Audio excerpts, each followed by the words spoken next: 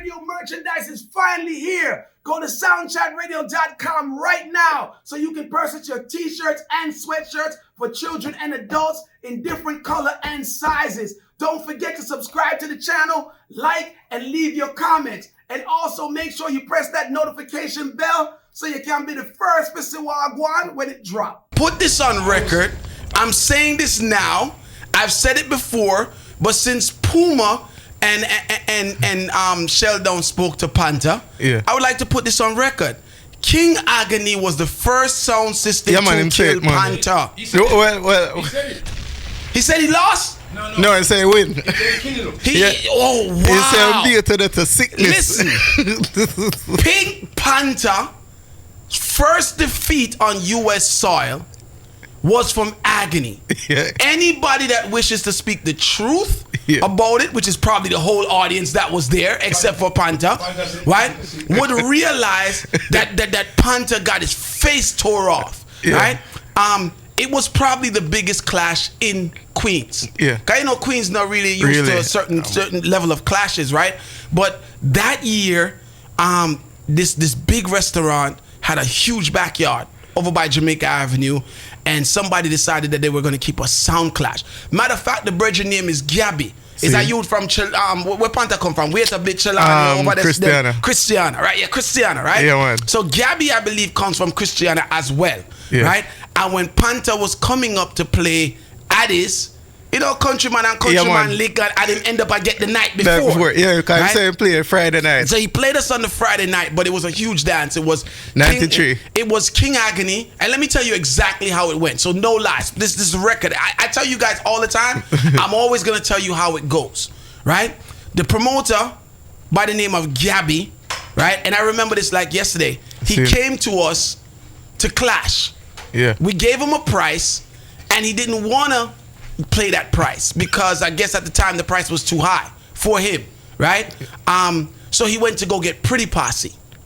Right? So he was attempting to do Pretty Posse versus Black Cat, but in all actuality, Agony was the war zone in Queens at the time. Right? So after realizing that it wouldn't work the way that he thought it would work, the clash ended up being Posse, Agony, Panther. Black Cat. That's exactly what it happened to be, Black Cat, right? So it was a 3 the hard way sound clash. No disrespect to Posse, but they never had a chance. They were in a clash sound, right? Panther say beat us to sickness. Now listen, right? There was no opportunity for Posse. Posse was the premier stone love of Queens. And we would have came in like the Kilimanjaro. See? Yeah, I mean? I'm not gonna even say the Bass Odyssey because Bass Odyssey was a hard juggler and clasher. We were more like the Kilimanjaro. We did a lot of juggling. We did a lot of juggling, but we loved the war tape. Right? And you know, back in those days, a lot of women followed Agony, but it was more bad man where would have followed Agony because of the dub plate them and her, right? So you did our Agony was ruling Queens Agony at the was time. ruling. It was split. Queens was always split in my era. So this would have been the era before Killer Boo and Ninja and everybody. Remember that I would have been the first leg of Agony. So the first leg of Agony was Chin, Junior Blacks, and then Sean. It was 3 of us that played the sound, right? Chin, Junior Black, Sean. That way it was 3 of us that played the sound.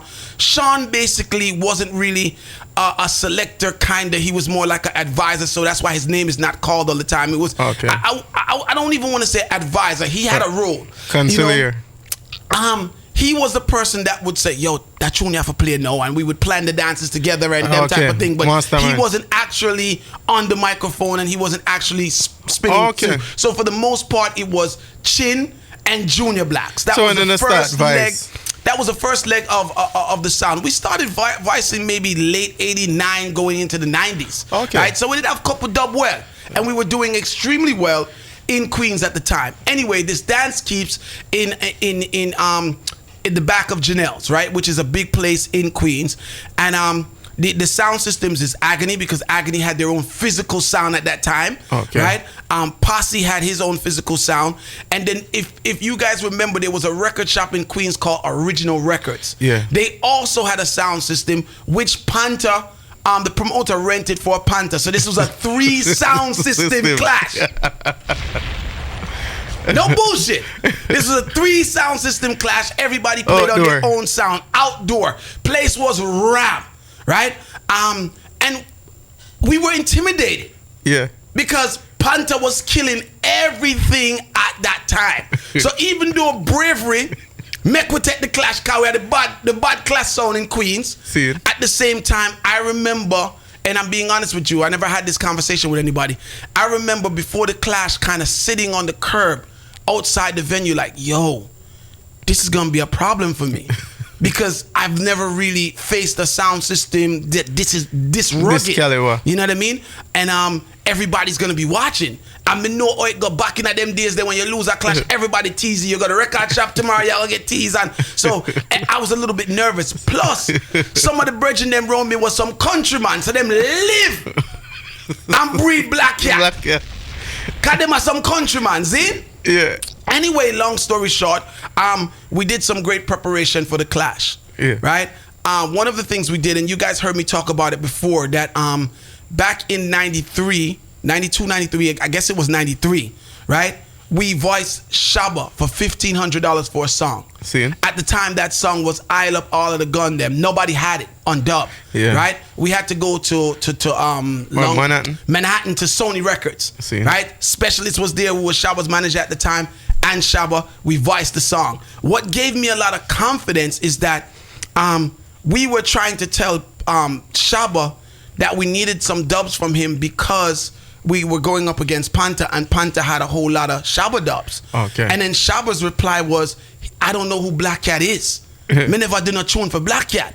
So we kind of realized that Panther wasn't playing authentic Shabba songs because Shabba was basically saying, like, me don't know that sound there. Yeah, but Panther said, he really played a splice, you know. He's lying. That's what I'm telling you. He said Panther's really good at lying, right? And we, you know, so we got some Shabbas. We got really creative with the clash, right? And I remember this like it was yesterday, right? And let me repeat, King Agony, right? Myself and Junior Blacks was the first sound system to kill Black Cat in foreign. I'm not asking you this, right? Panther came on, and I'll never forget. He jerked the place because when it was his time to play, he played Frankie Paul. That was his first song. Fire there must steal them think a cool breeze. Right? He pulled up the song after he got the forward and said, who's here? Black Cat is here. I will not play alongside no pussy. Yeah. And the place bust because instantly the clash started when he arrived. Right? So we played rounds. I don't know how much rounds we played. Yeah. But clearly Panther underestimated the fact that he was playing with sound systems that had caliber dubs. So when Panther forward and see how the sound system look, if never have no problem, him just forward and just play like. No. When Panther came to the venue, right? And when Panther came to the venue as the star, right? He came in, he started to complain about the way the sound system was set up and where the boxes were set up. And Original Records, I forgot the name of their sound at the time.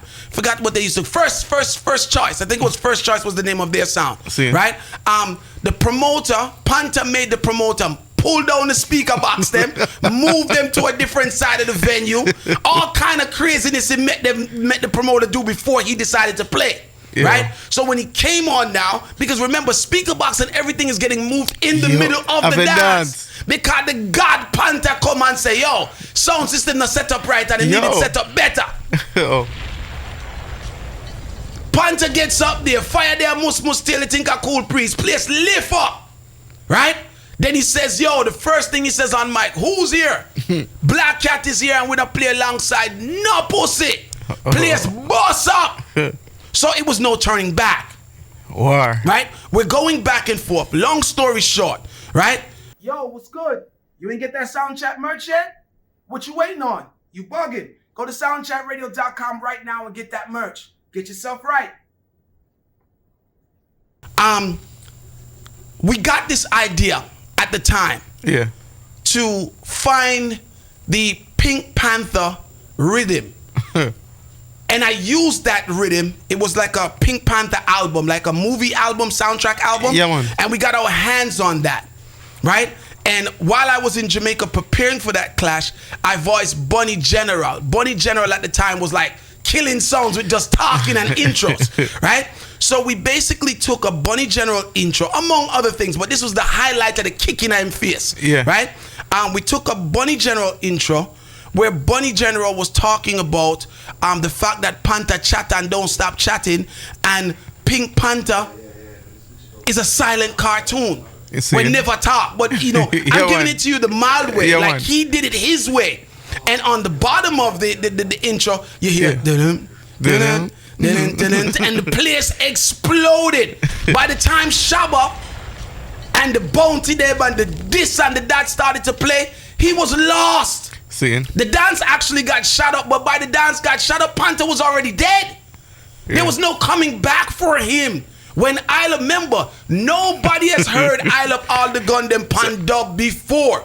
So when it dropped from a little sound, right? And it was the hottest thing at the time, it was eruption. So, but if I ask you a question, when Panther play him song them where him known to play for a cassette, and then he played like Copper Shot and those songs, like Black Cat. Don't get me wrong, he got his forwards. But there is something about being a big sound and catching what you call a look lick. You know them weird fat man? Yeah, man, he came in and clearly he underestimated, because he was saying, tomorrow night me I got there built more, play the big man them. Right? So by the time he realized that he was also playing some future big man, the dance already got away from him. You know, he would have had to run down the dance. Yeah, man. Right? Possibly maybe if it lasts a little bit longer and he would have been able to say tune for tune, even though Agony had tune for tune. Right? Maybe he would have been, but he was lost. He was lost in the dance. And let me explain this to you guys, and I've done it. Proof is in the pudding. If you listen back to Babyface versus Addies versus Panther, right? You will hear Face in that dance say, yo, y'all go like your bad son and some youth hurt up your head last night. Yeah, man. Right? You would hear him saying it. Because Panther got killed. I got it. Real bad. So the moral of the story is simply this. I wasn't always a promoter. I started all the way from the bottom. You understand? And came up and did what I needed to do. So, you know, I had this thing that I said to Neil Diamond from VP, which is Fat Man's colleague, right? And I always say to him, and he's like, yo, I'm going to use that saying. You can't coach the team unless you play the sport. How you going to coach the team and you never played the sport? Exactly. True. Why am I so good at orchestrating, you know, what we've been doing with Crown for all these years? I just explained to you something that we did on Agony that many of you would probably, you know, see in Mighty Crown. Getting intros and getting rhythm tracks together and all of that to just create something different for people to be like, wow. So 100% Panther dead, Agony, Chin, Junior Blacks, right? The whole Agony team, because at the time it was Steve and Bigger, all of us, we came together and we made sure that we killed him.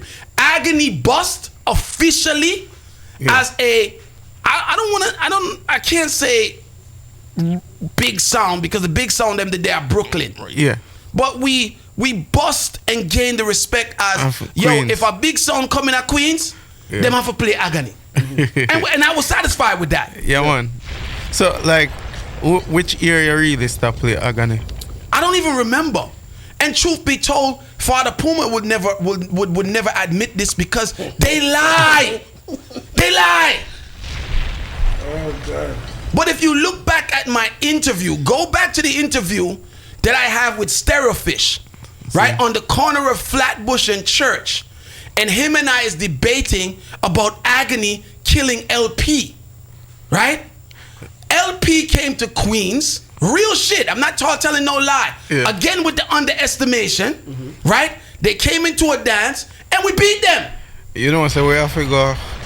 Puma's gonna say it's a lie. We have to go date next week. But you know, some of the sweetest dances that ever happened is for the ones that no audio ever came out. Puma's gonna say it's a lie, but you can tell that something into something based on me and Stereofish going back and forth in that interview. So we had this clash. We had this event, which was supposed to be an Agony and LP juggling.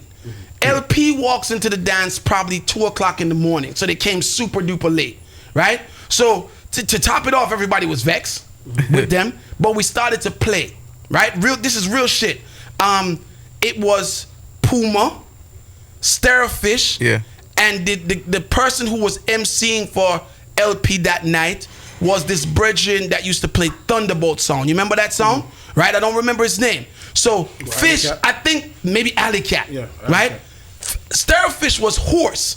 So basically, they went to work someplace else and then came to our dance after. So Fish kind of just dead there, a kickback. And the youth is playing and Puma's playing, right? Again, they're in agony territory, not even realizing the danger. We flip, clash starts, and by the time they realized what was going on, it was too late. So they start to drop these big tunes that would work in Brooklyn. But remember, we were kids. We're like 19, 20, 21, them age group there. We're not listening to these big Prince Busters and all of those stuff. We want here Buju, Beanie Man, you understand? Terror Fabulous and them things there. So by the time they turned around, right? And if we get Starfish on the phone, he'll talk about it. But he'll probably say, yo, no go on good. Because they're not going to give you the kill, right? Puma was so upset. Big man thing. Puma was so upset that night. Puma looked at me because the following week we had what was called Border Clash. Queens versus Brooklyn versus Bronx, right? And Puma looked at me because we was talking shit. You understand? yeah, on a dead, right? On a dead, right? Ask, and I'm gonna give you like names like Sharky and them man. There was their ghost, like original dance hall people who were part of the Queen's fabric was there. So we were all laughing at them like, yo, on a Brooklyn song going like on a bad. I wanna come at Queens come dead, right? Puma was so upset. Puma turned to me, never forget it, and he said, you first are dead next week. You first are dead next week. Right? Personal vendetta. Personal vendetta. That is when we, the following week we were going to play in Biltmore Ballroom, and they had this thing called Border Clash. Would have been Agony's first time in Biltmore, right? So yeah, me get piece of the Biltmore as a selector. Right? So we go to Brooklyn now with Agony. First time being played in Brooklyn.